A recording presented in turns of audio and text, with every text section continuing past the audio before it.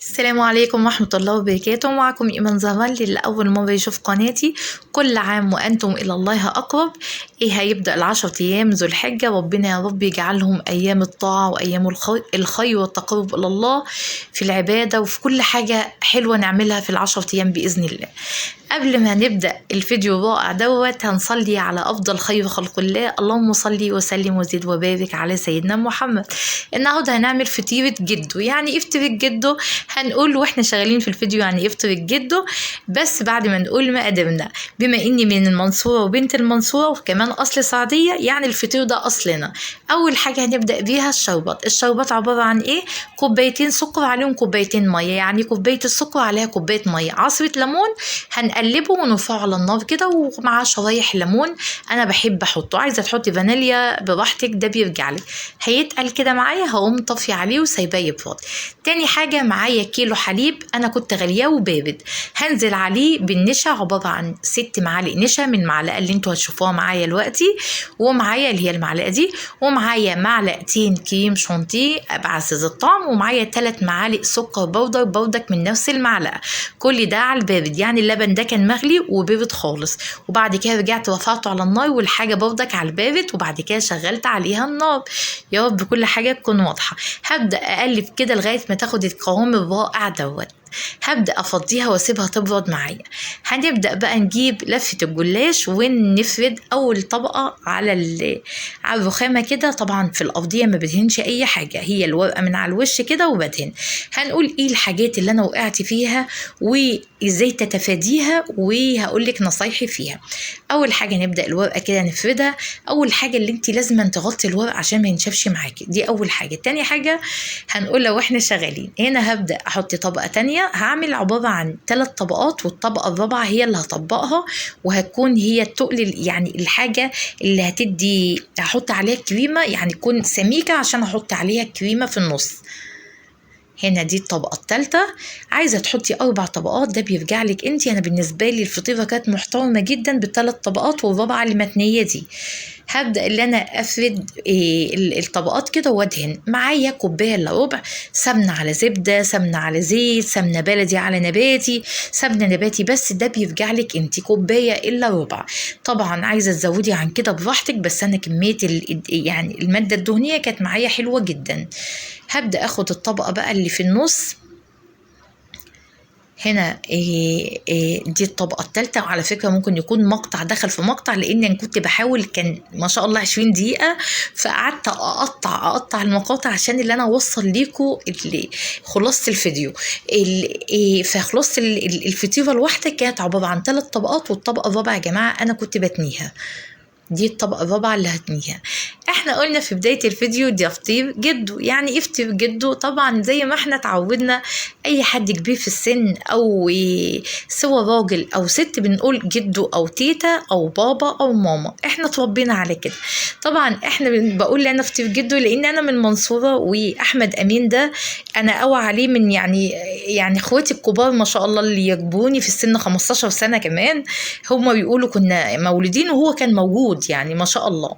فمن قبل ما هما كمان يتولدوا، يعني بقاله سنين ما شاء الله. يعني هو معروف في المنصورة، والفطير بتاعه كان رائع، بس كان عبارة عن سكر بودر على الوش وبس، وممكن معلقة بقى شربات او كده. اما ما كانش بقى حته الحاجات اللي احنا نبدا بقى الاختراعات اللي هنبدا نحطها، الزواق والحاجات دي اللي اجتهاد شخصي مننا. اما هي الفطيره الاصليه كانت عباره عن كريمه كده في النص، وكانت عباره عن رشه سكر بودره من فوق، وممكن حبه مكسرات وبس. عشان كده بقول فطيرة جدو، بما اني انا من المنصورة واصلي طبعا صعيدية، لان بابايا ربنا يديله الصحة اصل صعيدي، ومامتي من المنصورة. هنبدأ هنا خلاص قفلنا الفطيرة كده وبقت رائعة كده. هنبدأ نجيب صينية وهندهنها مادة دهنية، وهنبدأ نرص الفطير. ايه الحاجات اللي انا غلطت فيها وعايزاكي ما تغلطيش فيها، او وقعت فيها ومش عايزاكي تقع فيها؟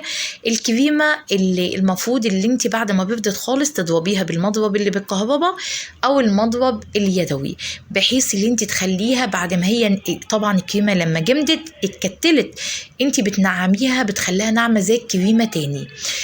انا طبعا عملتها بالمضرب اليدوي. انا هنا بعمل خلاص، عملت 3 طبقات وبعمل الطبقه الرابعه بتنيها، بدهنها الاول، وبعد ما بدهنها ببدا اتني الجنب اللي تحت على اللي فوق، وبعد كده اخد زي ما انتم شايفين كده الشمال على اليمين، واخر طبقه من فوق دي انا ما بدهنهاش، هي اصلا بيبقى خلاص يا ما شاء الله من جوه الورقه نفسها بتبقى كلها يعني ماده دهنيه.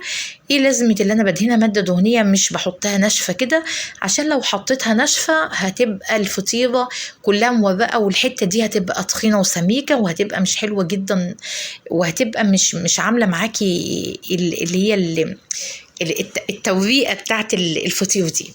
هبدا اخد من اليمين على الشمال زي ما انتم شايفين. يبقى دي الغلطه اللي انا عملتها، اللي انا عملت بس طبعا هي مش غلطه، انا بقول لك انت المفروض تضربيها حلو جدا بالمضرب اليدوي او المضرب الكهرباء. انا طبعا كنت سبتها بردت تماما، يعني ممكن كنت سبتها ساعه، عما يعني الوقت سمح لي ان انا ابدا اجهز حاجتي. طبعا انتوا عارفين ان انا معايا بيبي ربنا يحفظها ايمان صغنطوطه، فعما بخلص يعني اظبط وقتي عشان ابدا اشتغل، لان كل حاجه هتبقى على الارض، يعني كل حاجه على الرخامه دي هتفضل على الارض. هنا بعد ما طلع من الفرن بس بتاخد الفطيره بالظبط معلقتين من المعلقه دي يا جماعه، ما تزوديش عن كده، هي معلقتين وممكن معلقه ونص كمان، لان الكريمه فيها سكر وكده. انا بالنسبه لي السكر حلو، الكريم شانتيه اللي انا عاملاه في سكر، فبالنسبه لي كده حلو جدا. اللهم صل عليك يا نبي. دخلت على حراره انا كنت مسخنه الفرن هنا ما شاء الله، بوريكم الارضيه بتاعته حلو جدا. الفطير نافش ازاي يا جماعه، مش مكتوم، عامل توريقه كتير من جوه، يعني مورق ما شاء الله من جوه، عامل هاشش من بره، يعني تحس اللي هو مقرمش من بره ومن جوه طري جدا ما شاء الله لا قوه الا بالله.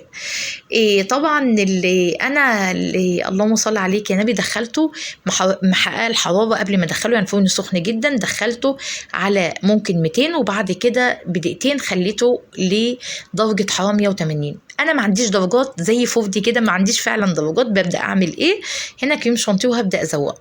ببدا اعمل بحطه على بعلد الفرن على اعلى درجه، وبعد كده بدخل الصينيه بعد دقيقتين 3 5 دقايق كده في رف اوسط. طبعا ببدا اللي انا اهدي النار، اخليها متوسطه، النار بتبقى على المتوسط، بتبقى النار متوسطه. طبعا كل حاجه هقولها لكم في صندوق الوصف، لو نسيت حاجه وانا بتكلم بقولها في صندوق الوصف.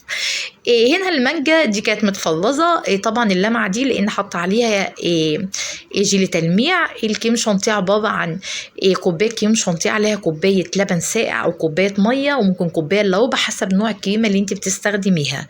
يعني حطي كوبايه الكريم شانتيه، حطي عليه السكر لو هو خام هتحطي عليه مثلا نص كوبايه سكر بودر، وحسب بقى انت بتحبي السكر وبعد كده بتنزلي بكوبايه اللبن تدريجيا او الميه الساقعه تدريجيا، يعني كوبايه الكريمه بتاخد كوبايه لبن او كوبايه ميه ساقعه تدريجيا. ما شاء الله في كريمه بتحتاج بزياده، فبتبداي انت تزودي، ده بيرجع لك لغايه ما تتقل معاكي وتبقى مظبوطه. واقول لك المقادير برضك في صندوق الوصف بالظبط اللي انا استخدمتها. هنا صوص كراميل بقى، صوص شوكولاته، ده بيرجع لك انت الذوق ده. بصي يعني فن، يعني الفطيره اللي كانت كلها موز دي وكم عنقود كم واحده عنب دي كان ذوق علا، هي اللي وقفت معايا وزوقت. طبعا لازم يعني تخلي ولادك يفرحوا وانت بتعملي الحاجات دي، لو كبار يعني زي علا كده في ابتدائي فممكن تقف تعمل معاكي ما شاء الله. هنا شوف التوريقه ما شاء الله رائعه رائعه، الكريمه من جوه ما شاء الله النسبه متناسبه جدا جدا، تحسي انت بتاكلي منها مش قادره والله العظيم بجد تشبعي. هنا انا حطيت سكر بودر على بعض الفطاير، وحطيت عليها كمان معلقه عسل ابيض، معلقه عسل اللي هو الشربات اللي انا عاملاه. عندك عسل ابيض هتحطيه. طبعا اللي انا حطيت تاني شربات لان انا اصلا لما طلعت شلت الفطيرتين دمت قلت انا مش هحط عليهم، انا قلت مش هحط غير معلقه عسل واحده لان هرجع احط سكر بودر، فهحط عليها معلقه عسل تانية، فيبقى خدت مني الفطيره كلها معلقتين عسل. دي ما شاء الله بقى الفطيره، شوفي التفريقه بتاعتها اللي بالمانجا رائعه رائعه. انا عدت الحته دي لاني فعلا فعلا مورقه ما شاء الله لا قوه الا بالله، رائعه جدا. اللي كميه الكريمه بتاعتها مظبوطه، كميه الشربات بتاعها مظبوط، يا رب كل حاجه عجبتها